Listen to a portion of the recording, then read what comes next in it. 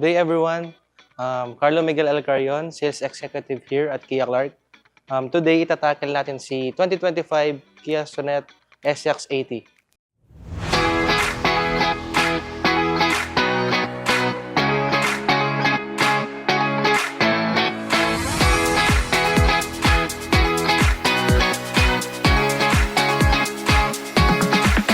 Sa front face ni Kia Sonet is makikita natin ang signature Tiger nose grille. Tapos makikita mo rin dito ang kanyang daytime running light. And si top of the line Kia Sonet, siya lang ang meron glossy grills.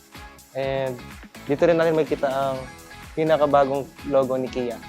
And si Kia Sonet is equipped na rin siya with LED lights. Lahat siya ay naka-LED na pati sa likod. And equipped rin siya with backing camera and backing sensors.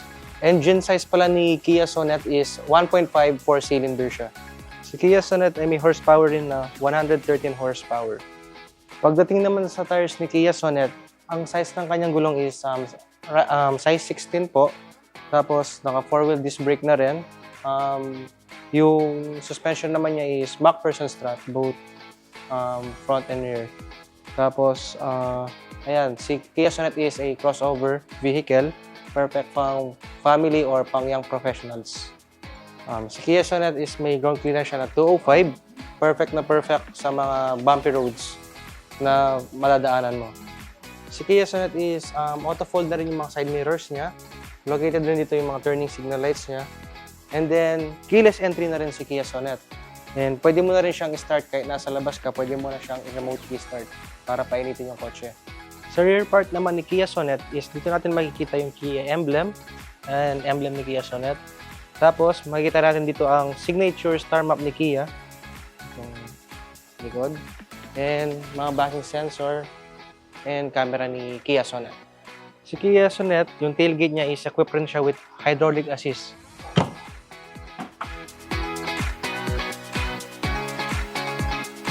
Yung trunk area naman ni Kia Sonet is kasya ang dalawang luggage and isang hand carry. Si Kia Sonet is 60-40 folding siya. Pwedeng yung left side or right side lang i-fold mo.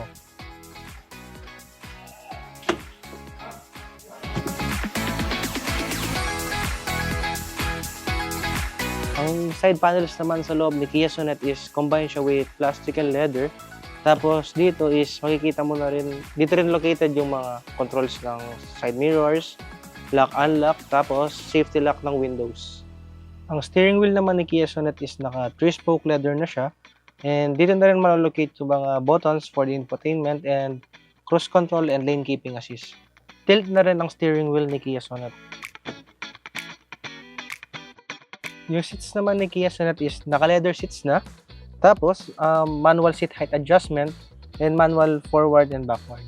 Seating capacity naman ni Kia Sonet is maximum of 5 persons. Sa infotainment naman and aircon controls ni Kia Sonet, lahat po ay digital na.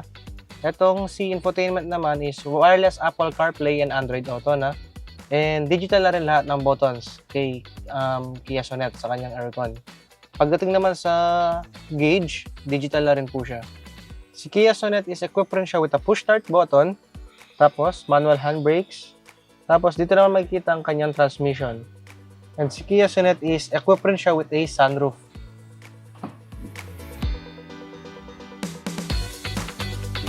Price starts at 778, tapos promo starts naman ni Kia Sonet is 48K DP.